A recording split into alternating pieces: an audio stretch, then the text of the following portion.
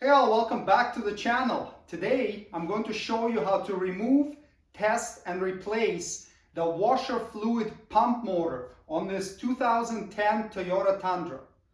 Before removing the washer fluid tank, you may want to drain it if you can. If your washer pump works, you can just activate the wiper washer system until all the fluid is out of it, and that's what I did. Otherwise, you can also pull it up and then disconnect the hose and drain it that way. So you've got a couple of options there. Now you will need to remove three 10mm head bolts. So there's one there and another one there. And you can check the links in the video description for some of the tools that you may find useful in completing this job.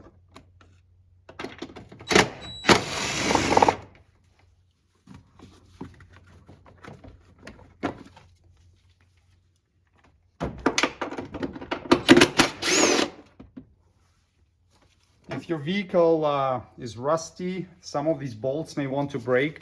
So in that case, you may want to do it by hand and just slowly work them so that you don't snap them off. Now you can tilt the tank back to get access to the wash fluid pump connector and disconnect it. It's a little bit of a tight spot, but you got to get your hand in there, pinch the tab, and then pull it up.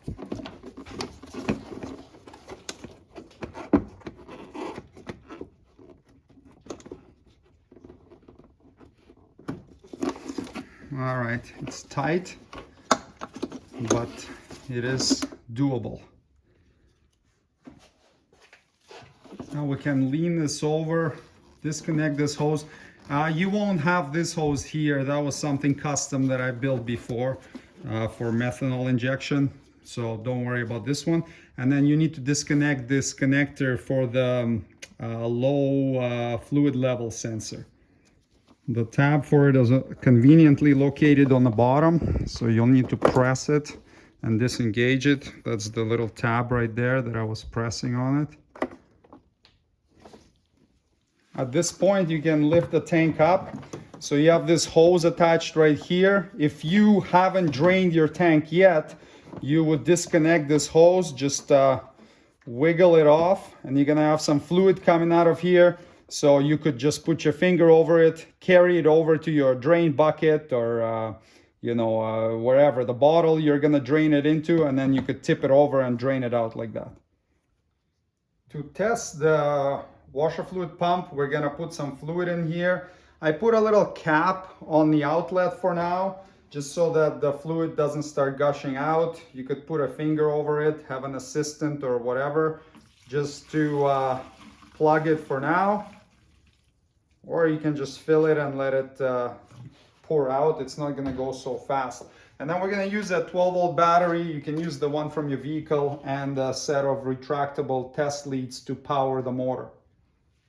Now we can take the cap off. The fluid will start slowly coming out. And looking at it from this side, positive goes on the right and negative on the left.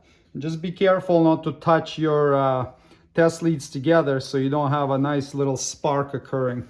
And we should see the wash fluid shooting out when we power it. And look at that.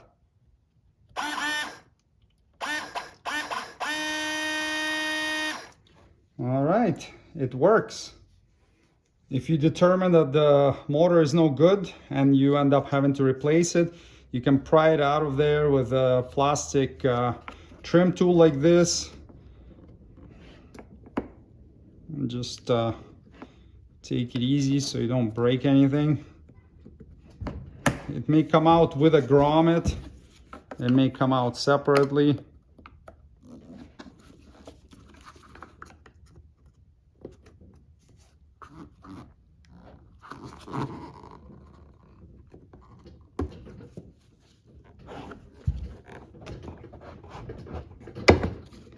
There we go.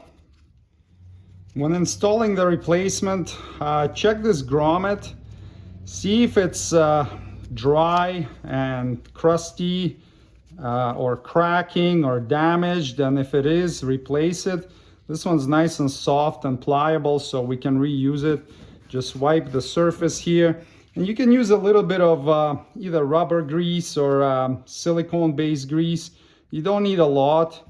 Just lubricate the surface here so that it's easier for you to reinstall it and you're not struggling with it, or you can do it without it, but it helps. And get it inside, and then clean up the motor, or if you have a new one, you don't need to do this. Now note that there is a little whatever you want to call it, a little drain hose on it, and then on the tank here we have these two lines, so the drain hose needs to go between those two lines. We'll take a little bit of grease again, just apply it on the inside here, and don't use a petroleum-based grease because they can swell the rubber and you're gonna have issues. Just a light coat like that, and line up the drain and install it. And that's it. Now we can reinstall the tank, attach the hose to it, and then lower it down in place. Reconnect the sensor connector, tab pointing down, push on it until it clicks. Reconnect the pump connector, same deal. Push it till it clicks. And before you install the 3 bolts, it might make sense to put a little bit of anti-seize on them, just so that if you ever have to do this again, they don't break.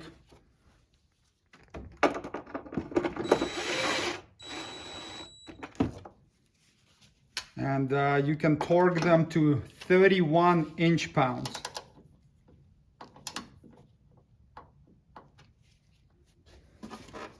Install the hose in a little holder.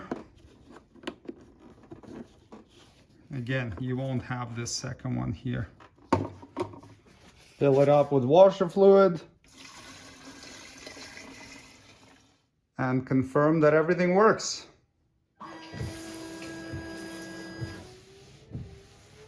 Thanks for watching. Subscribe if you'd like to see more Toyota Tundra maintenance and repair videos. See you next time. Cheers.